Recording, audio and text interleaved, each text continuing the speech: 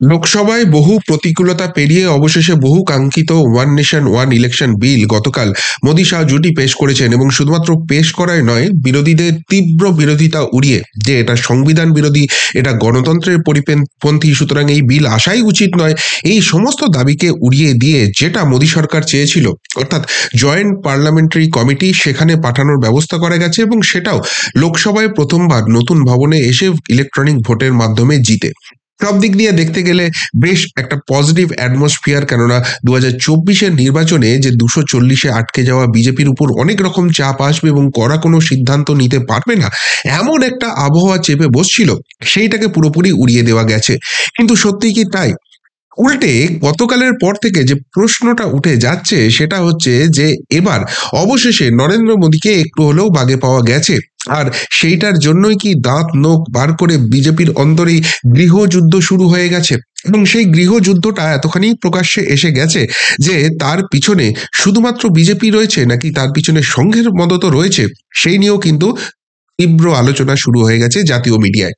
এখন এটা যদি রজ্জুতে সর্পভ্রম করে বিরোধীদের উল্লাসের কারণ হিসেবে দেখা যায়, তাহলে এই নিয়ে খুব একটা বেশি মাথা ব্যথা হওয়ার কোনো কারণ নেই। কিন্তু যদি সত্যি এই ঘটনার পিছনে 1% সত্যতাও থাকে, তাহলে আগামী দিন যে মোদি শাহ জুটির জন্য রীতিমতো চাপের হতে চলেছে, এবং মোদির পরে কে বিজেপির ব্যাটনটা ধরবেন, কে দেশের প্রধানমন্ত্রীত্বের আসনে আসীন হবেন, সেই জায়গা নিয়ে কিন্তু নতুন করে ইকুয়েশন শুরু হয়ে গেছে। সব থেকে বড় কথা, যদি সত্যি এই ডামাডোল থেকে থাকে, তাহলে বাংলার জন্য কিন্তু যথেষ্ট দুর্ভাবনা থাকছে, এবং বাংলায় যারা আশা করছিলেন এরপর হয়তো মোদি শাহ খোলস ছেড়ে বেরোবেন, এই রাজ্যে দুর্নীতির বিরুদ্ধে অল আউট যাবেন, সত্যিই কি সেই জায়গাটায় যাওয়ার মতো পরিস্থিতিতে তারা থাকছেন?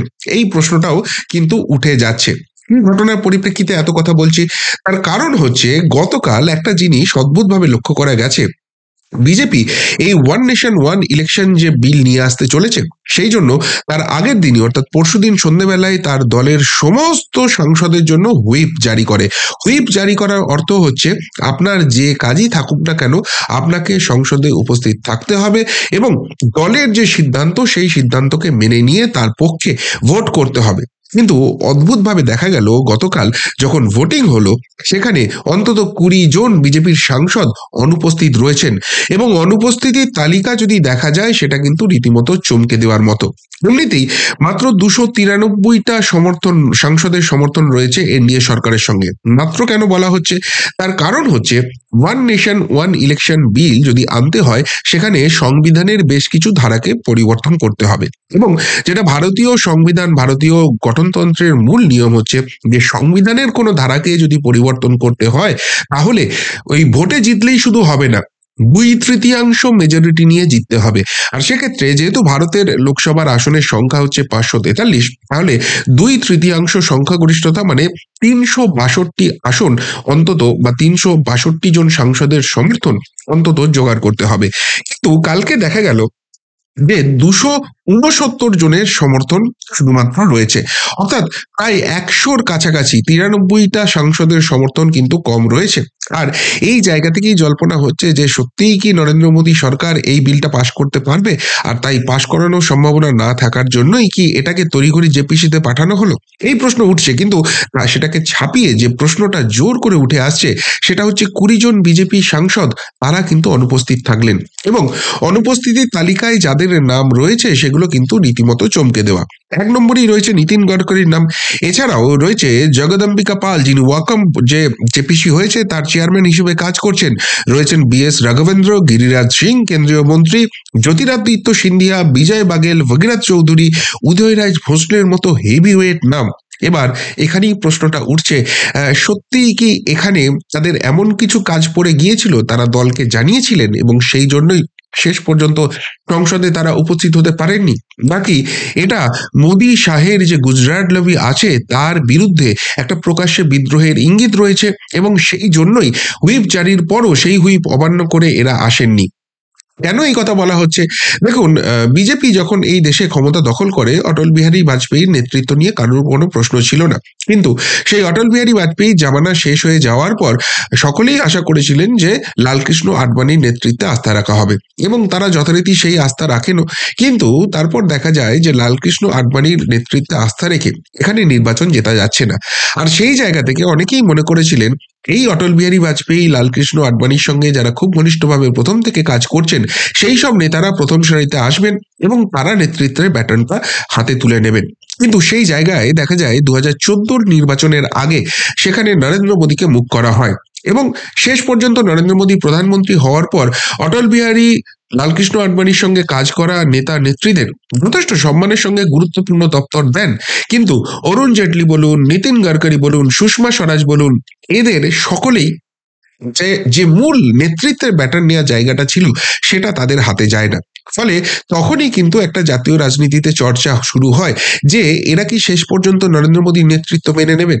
এরপর সময়ের সাথে সাথে অরুণ জেটলি বা সুষমা স্বরাজ পৃথিবীর মায়া ত্যাগ করেই চলে গেছেন, কিন্তু নীতিন গডকরির মতো নেতারা এখনো কিন্তু সেখানে দাপটের সঙ্গে রাজনীতিটা করছেন। এই অবস্থায় এরা কিন্তু একটা সময়ও আর এই নরেন্দ্র মোদী, অমিত শাহদের বিরুদ্ধে মুখ খোলার জায়গায় থাকেননি। কেননা একের পর এক নির্বাচন এসেছে এবং সেখানে নরেন্দ্র মোদী, অমিত শাহদের মুখ করা হয়েছে, এবং সেই মুখের উপর ভরসা রেখেই ভারতবর্ষের জনগণ তো বটেই, বিভিন্ন প্রান্তিক রাজ্যের মানুষও বিজেপিকে দুহাত ভরে সমর্থন করেছে। একটার পর একটা নির্বাচনী বৈতরণী পেরিয়েছে এবং যে ম্যাজিক ফিগার নিয়ে পেরিয়েছে, যে যে রাজনৈতিক রণকৌশলে জয়ী হয়েছে, সেখানে নরেন্দ্র মোদীদের বিরুদ্ধে কথা বলার কোনো জায়গা ছিল না।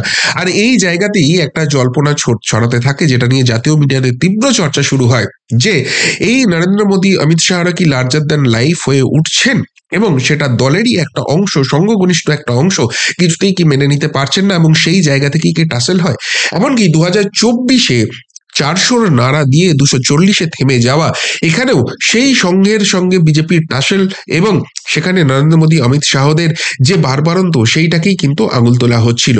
আর এরপর ওয়ান নেশন ওয়ান ইলেকশন এলো, সেই জায়গা থেকে হুইপ জারি করার পরও এইসব দাপুটে নেতারা এলেন না, এবং শোনা যাচ্ছে তাদের বিরুদ্ধে নাকি নোটিশ পাঠানো হতে পারে যে কেন এই কাজটা করলেন। আর এই জায়গা নিয়ে ডামাডোল নিয়ে কিন্তু প্রশ্ন উঠছে।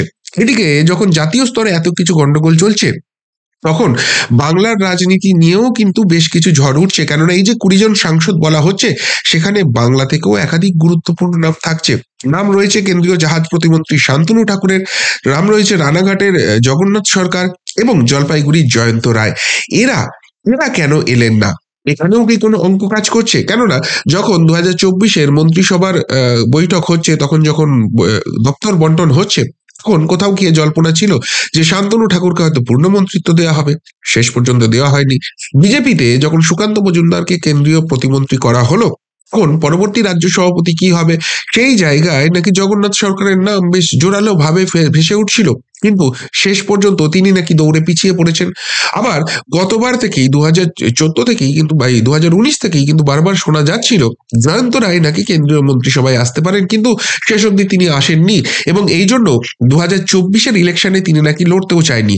এইসব ইকুয়েশন কোথাও গিয়ে কি কাজ করছে? সেটা কি মোদী সরকারকে চাপে ফেলার জন্যই এরা এত বড় সিদ্ধান্ত নিলেন? সত্যিই কি এরা এত বড় সিদ্ধান্ত নিতে পারেন, নাকি এদের পিছনে আরো বড় কোনো শক্তি রয়েছে যাদের সমর্থনে, যাদের ইঙ্গিতেই এরা এই ধরনের বিদ্রোহের ইঙ্গিত দিচ্ছেন?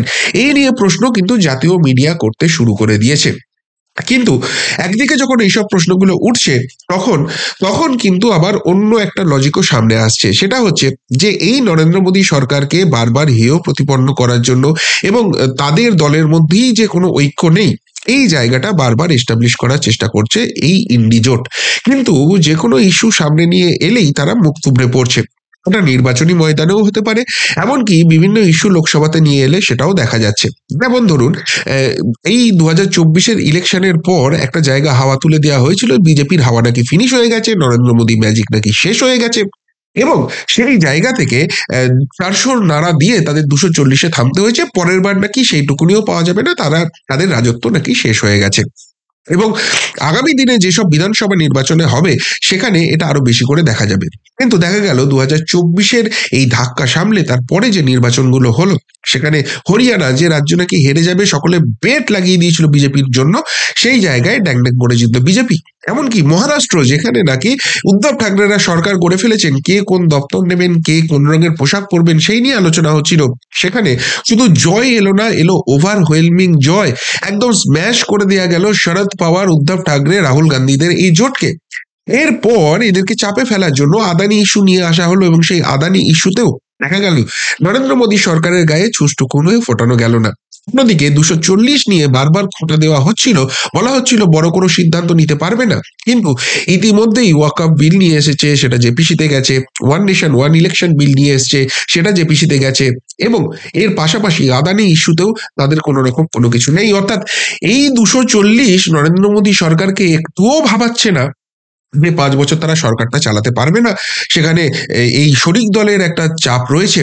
আর তাই কোনো ইস্যুতে যখন কোণঠাসা করা যাচ্ছে না, তখন একটা মন গড়া গল্প এই নীতিন গডকরি বা এই বিদ্রোহী সমাজ তৈরি হয়ে গেছে, যারা নরেন্দ্র মোদী অমিত শাহের আধিপত্য মেনে নিতে পারছে না। কেননা নীতিন গডকরি, তাকে কিন্তু প্রথম দিন থেকেই অত্যন্ত সম্মানের সঙ্গে এই দেশের এই পরিবহন মন্ত্রকের সঙ্গে রেখে দেওয়া হয়েছে, এবং তিনি অত্যন্ত দায়িত্বের সঙ্গে সেটা পালন করছেন। এমনকি 2024-এর ইলেকশনের আগে তাকে নিয়ে একটা কন্ট্রোভার্সি তৈরি করার চেষ্টা করা হয়েছিল বিরোধীদের তরফ থেকে, সেটাকেও নরেন্দ্র মোদীরা কোনো পাত্তাও দেননি। তাকে টিকিট দেওয়া হয়েছিল, তিনি জিতেছেন, এবং তাকে আবারও সেই একই মন্ত্রক দেওয়া হয়েছে। এমনকি যখন মন্ত্রিসভার শপথ গ্রহণ অনুষ্ঠান হয়, তখন এই সিনিয়র নেতাদের যে নরেন্দ্র মোদী অমিত শাহরা কতখানি সম্মান করেন, সেটা বোঝা যায় মন্ত্রিসভায় কে কখন শপথ নিচ্ছেন সেই সিরিয়াল দেখে, যেখানে দেখা যায় নীতিন গডকরি বা রাজনাথ সিং এর মতো প্রবীণ নেতা, তাদেরকে কিন্তু একদম প্রথম দিকেই শপথ গ্রহণ অনুষ্ঠানে রাখা হয়। তাই এই যে গল্পটা ছড়ানোর চেষ্টা করা হচ্ছে যে নরেন্দ্র মোদীর সঙ্গে নীতিন গডকরি, নরেন্দ্র মোদীর সঙ্গে এই ঝামেলা লেগে গেছে, তার বিরুদ্ধে সবাই বিদ্রোহী হয়ে গেছে, এটা বিরোধীদের কষ্ট কল্পনা ছাড়া আর অন্য কিছুই ভাবার মতো জায়গা থাকছে না। এবার সব থেকে যেটা গুরুত্বপূর্ণ বিষয় হচ্ছে, সেটা হচ্ছে সঙ্গে সঙ্গে একটা ঠোকাঠুকি শুরু হয়েছিল। এটা আজকে আর ওপেন সিক্রেট ছাড়া অন্য কিছু নয়, কিন্তু সঙ্গই বলুন, বিজেপি বলুন, তারা বুঝতে পেরেছে যে এই ঠোকাঠুকি করলে আদতে লাভটা কারোরই হচ্ছে না। আর তাই 2024-এর ইলেকশনের পর যেসব নির্বাচনগুলো হয়েছে, সেখানে সঙ্গ কিন্তু কোমর বেঁধে ময়দানে নেমেছে এবং বিজেপির পাশে রয়েছে, যার ফলাফল হরিয়ানায় দেখা যাচ্ছে, যার ফলাফল মহারাষ্ট্রে দেখা যাচ্ছে, এমনকি উত্তরপ্রদেশের শক্তঘাটি সমাজবাদী পার্টির সেখানেও উপনির্বাচনে কিন্তু যোগী আদিত্যনাথের জয় হয়েছে। ফলে এই যে ফাটলটা হয়েছিল, যে ফাটল দিয়ে ইন্ডিজোট পেরিয়ে এসে ক্ষমতা দখলের স্বপ্ন দেখছিল, সেই জায়গাটাও কার্যত ধূলিসাৎ হয়ে গেছে। তাই নীতিন গডকরি, যিনি সঙ্গের অত্যন্ত ঘনিষ্ঠ মানুষ, তাকে সামনে নিয়ে এসে এরকম একটা অহেতুক কন্ট্রোভার্সি তৈরি করার চেষ্টা করা হচ্ছে, যে জায়গা থেকে বোঝানোর চেষ্টা করা হচ্ছে যে দেখো দেখো দেখো, বিজেপির মধ্যে গন্ডগোল লেগে গেছে, এবার তো ইন্ডিজোট ক্ষমতায় আসছে। আসলে ইন্ডিজোটের কোনো কিছুই যখন দানা বাঁধছে না, তাই এই কষ্ট কল্পনা গল্পের একটা অবতারণা করতে হচ্ছে, এমনটাও কিন্তু একটা লজিক উঠে আসছে। কোনটা সত্যি কোনটা মিথ্যে বলাটা শক্ত, কিন্তু যেটা বলছিলাম যে বাংলার রাজনীতি কিন্তু এটার উপর অনেকটাই ডিপেন্ডেন্ট হয়ে যাচ্ছে। এবং যদি এটা কষ্ট কল্পনা হয়ে থাকে বিরোধীদের, তাহলে তো বলাই যেতে পারে বাংলাতে যে কথা ভাবা হচ্ছে দুর্নীতি বিরোধী অভিযান হবে এবং কড়া পদক্ষেপ নেবে, সেই জায়গায় কোনো বাধা নেই। কিন্তু যদি সত্যি এই দামানল লেগে থাকে, এর 1%ও সত্যি হয়, তাহলে নিজের দল সামলাতে, জাতীয় রাজনীতি সামলাতে এবং বাংলার ইকুয়েশন সামলাতে যে পরিমাণ মাথার ঘাম ফেলতে হবে, তাতে বাংলায় কড়া অ্যাকশন নেওয়া বা রাজনৈতিক অ্যাকশন নেওয়ার কতখানি পথ থাকবে, সেইটা নিয়ে কিন্তু প্রশ্ন উঠে যাচ্ছে। কিন্তু দিনের শেষে বারবারই দেখা গেছে বিজেপি সবসময় কিন্তু পরিবার হিসেবেই কাজ করে। সেখানে বারবার এরকম দ্বন্দ্বের গল্প ভাসিয়ে দেওয়া হয়। একটা রাজনৈতিক দলে যদি বিভিন্ন নেতাকে সম্মান দেওয়া হয় এবং সমগুরুত্ব দেওয়া হয়, সেক্ষেত্রে মতের একটা পার্থক্য আসবেই, মতের আদান প্রদান হবেই, এবং সেইটাকে অনেকেই বিদ্রোহ বলে মনে মনে খুশ হওয়ার চেষ্টা করবে। কিন্তু যখনই নির্বাচনী বৈতরণী এসেছে বা দেশের স্বার্থে কাজে দেখা গেছে, তখন দেখা গেছে বিরোধীদের এই কষ্ট কল্পনা হিসেবেই থেকে গেছে। তাই কালকে ওয়ান নেশন ওয়ান ইলেকশনে বিরোধীদের যে চেষ্টা যে একে কোনো রকম কোনো আলোচনাতেই আসতে দেব না, সেটা ভেস্তে যাওয়ার পর এই 20 সাংসদের অনুপস্থিতি, তাদের বিদ্রোহী হয়ে ওঠা এবং তাদেরকে নোটিশ পাঠানো, এই গল্প ছড়িয়ে নতুন করে বাজার গরম করার চেষ্টা ছাড়া আর কিছুই নয়, এমনটাই অন্তত রাজধানীর অভ্যন্তরে বক্তব্য। এবং নরেন্দ্র মোদী ভারতবর্ষকে বিশ্ব শক্তির ক্ষেত্রে যে জায়গায় নিয়ে যাচ্ছে, ভারতবর্ষের কাছে তিনি যেভাবে একটা ফাদার ফিগারে পরিণত হচ্ছেন, সেই জায়গা থেকে কোনো বোকাই থাকবে যিনি নরেন্দ্র মোদীর বিরুদ্ধে বিদ্রোহ করবে। এবং বিজেপি এতখানি গণতান্ত্রিক পরিকাঠামোতে বিশ্বাস করে, যদি সত্যিই সেরকম বিদ্রোহের কোনো পরিবেশ থাকে তাহলে সেটা দলের অভ্যন্তরেই আলোচনা হবে। প্রকাশ্যে এইভাবে বিরোধীদের হাত শক্ত করতে লোকসভায় এসে কেউ নাটক করবে না, যে নাটকটা ইন্ডি পরিবারের সদস্যদের কাছ থেকে দেখতে দেখতেই ভারতবাসী অভ্যস্ত হয়ে পড়েছে। আসলে ভারতবর্ষ একটা নতুন রিফরমেশনের দিকে যাচ্ছে। One nation one election implement হলে বহু রাজনৈতিক দলেরই ঘটিবাটি চাটি হয়ে যাবে। আর সেই বিপদটা আজ করে নরেন্দ্র মোদীর বিরুদ্ধে বিদ্রোহী হয়ে উঠেছে দলেরই একটা অংশ। এই গল্প ছাড়িয়ে তারা কিছুটা হলেও রাজনৈতিক স্বস্তি পাওয়ার চেষ্টা করছে, এমনটাই কিন্তু মত। কি বলবেন আপনারা, সত্যিই কি নরেন্দ্র মোদীর বিরুদ্ধে বিদ্রোহী হয়ে উঠেছে বিজেপির একটা অংশ, নাকি এটা বিরোধীদের কষ্ট কল্পনা ছাড়া আর কিছুই নয়? উত্তরটা অবশ্যই কমেন্ট বক্সে কমেন্ট করে জানাবেন। এখনকার মতো এখানেই শেষ করলাম, ফেরত আসছি নতুন প্রতিবেদন নিয়ে খুব তাড়াতাড়ি। ভালো থাকবেন, সাথে থাকবেন, পাশে থাকবেন।